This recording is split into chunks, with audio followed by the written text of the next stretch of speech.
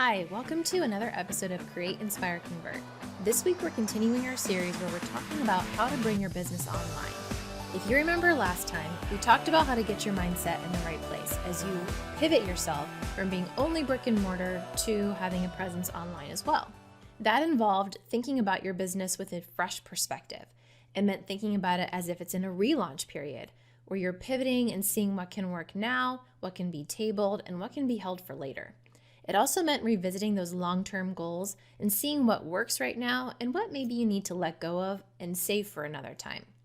Today, what we're going to talk about is setting up something called your tech stack. We're just going to hit the surface level on this because your tech stack actually involves everything ranging from your hosting to your email platform to any social media scheduling tools that you use. Today, what we're going to cover is just getting together that e-commerce platform so that you are ready to receive orders, whether it's for products or services online from customers and clients. Now, there's a few things I want you to think about if you have kind of been resistant to the idea of moving your business online. The first thing is when you are limited to a physical location, whether that's an actual brick and mortar retail store or an office space where you sell or offer your services, you're limited by your geographic location and the people who live in that area. When you go online, you open up your business to a whole wider variety of locations you can appear in and people that you can get in front of. It's pretty exciting. The second thing to think about when you're moving your business online is that if you've ever had to merchandise your shelves, meaning you are constantly having to bring out new product or adjust product or redecorate or whatever it may look like for your business, that doesn't exist to the same degree with an online store.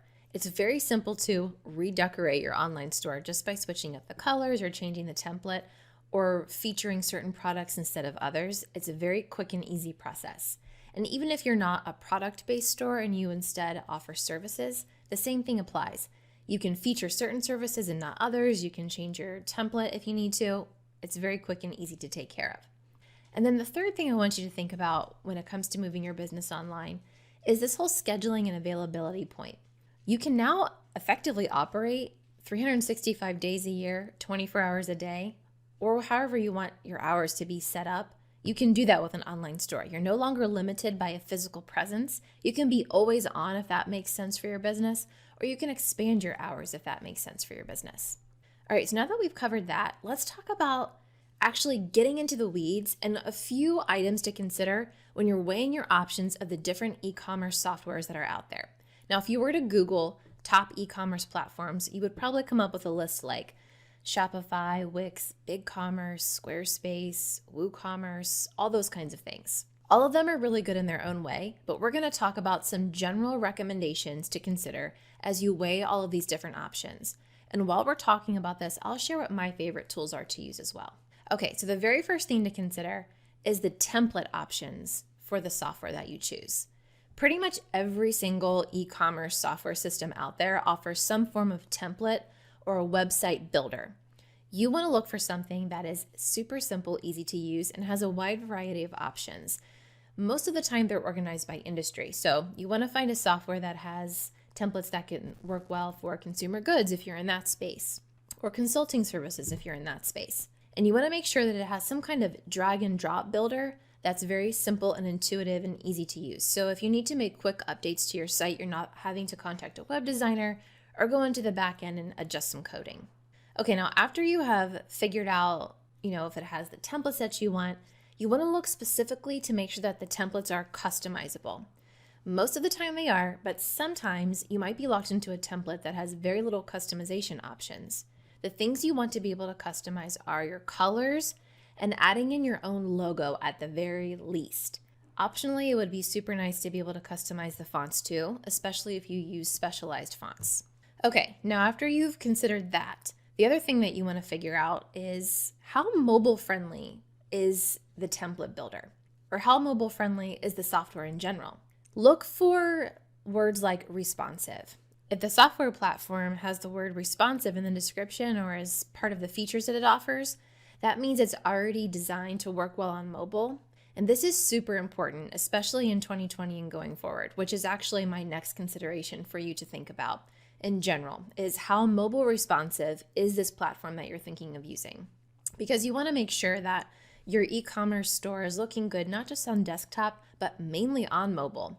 According to eMarketer, which is a leading research firm, in 2018, the stats showed an upward trend of 39.6% of e-commerce sales coming from mobile. Now, they forecasted that by 2021, that stat would move up to 53.3%. Of course, what they couldn't foresee was some kind of global catastrophe where basically everyone is looking at their phone all the time.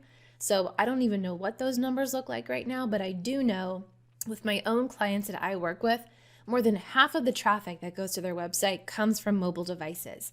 So it's incredibly important to make sure that that template, your whole e-commerce platform, from the way that it looks when you land on the homepage to the way that you interact with the products to the way that you check out, is optimized for mobile. Okay, now here's one other consideration for mobile, just in case you weren't already convinced. Google will eliminate you from a mobile search result if your site is not mobile friendly. And if you think about what I just said about how most people, more than half, are on their phones doing Google searches, looking for things to purchase, if your website is not optimized for mobile, you don't get to appear in those keyword search results, which is a huge bummer. Now, here's my recommendation for a software system now that we've kind of talked about these couple points.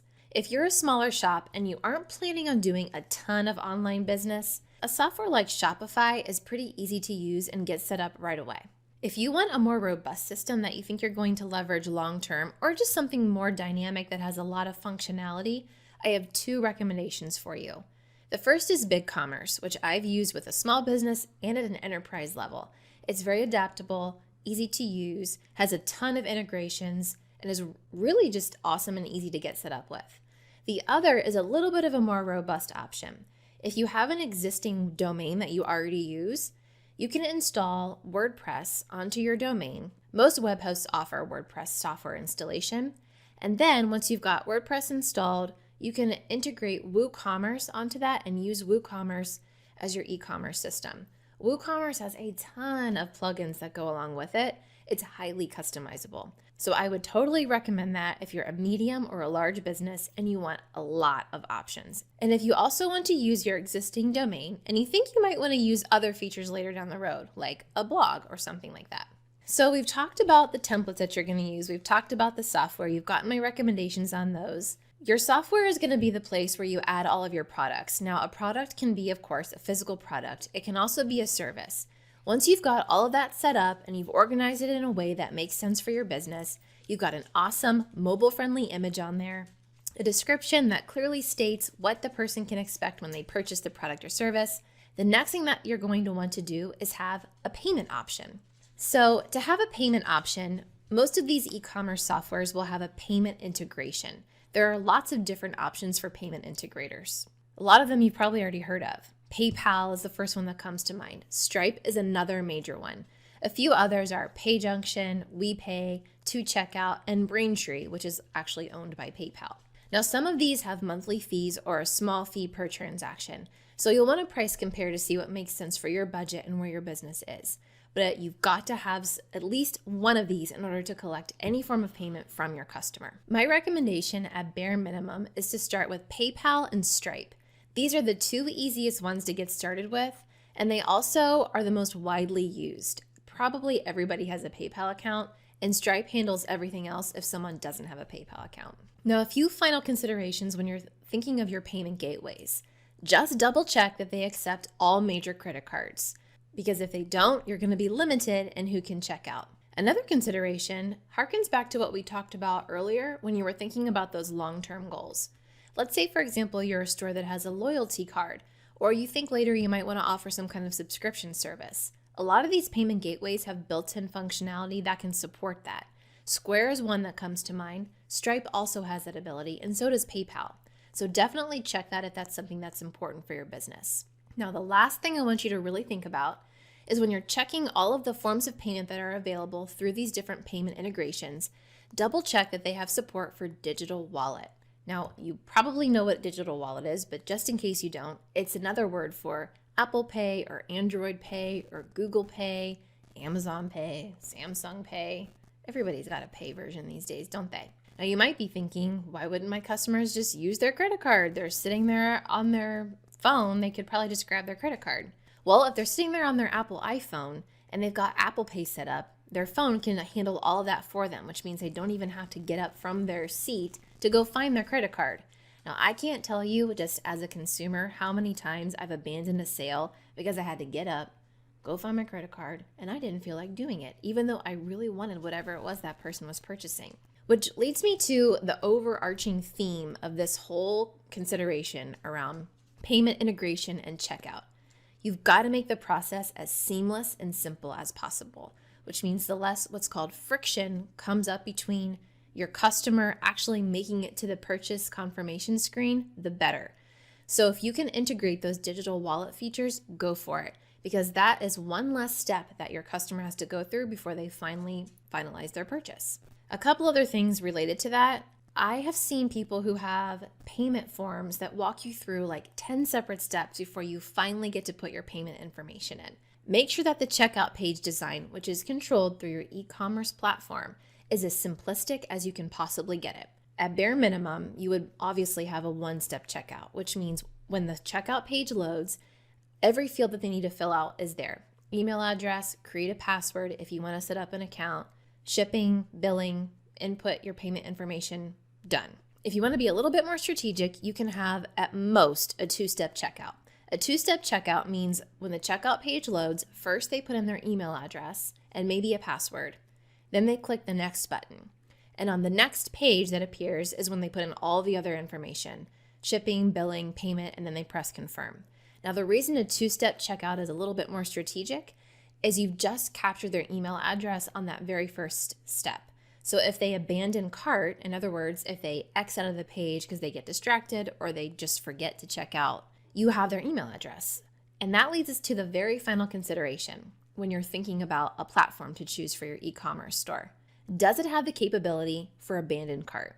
If it does, you definitely want to take advantage of that. That's what we just talked about, this two-step checkout system. If you have that email address and they've abandoned cart or they've left the page and they did not complete purchase, your e-commerce platform can trigger an automated abandoned cart sequence. Now, this is an email that you can customize in your settings, and it automatically sends after a certain period of time. You decide that period of time, but most often it's 24 hours. And it's a very simple email. I'm sure you've gotten them before from other retailers. It just goes to their inbox and says, hey, I think you forgot to purchase this.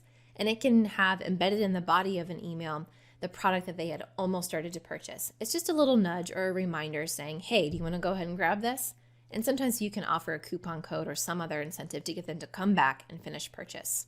Okay, now that pretty much wraps it up. So just as a quick recap, we've talked about how you want to consider the template or the design experience of the e-commerce platform system.